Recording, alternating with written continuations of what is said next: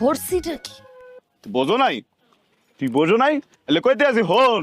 ওই হেদিন বেন্নার কালে তুই যে ওই যে একশো গরম গাল পাশে এক কাপ ফুল দিতে হইবে।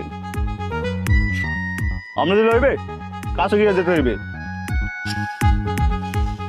আহে না মোটে বাতাসের সব ওই ফিল জায়গা এ গেডু এ গালের লাগে ঠোঁট লাগাইয়া হের পরে ফু দিতে হইবে হেলে ঠান্ডা লাগবে। একো সোপার মাইরিয়া দাঁতের মারি মুড়ি সব লড়াইলাম ওয়ে তোমার মনে হচ্ছে কি আই তুই সুমুদর কথা কও ইলাই বিলাই আমি বুঝি নাই।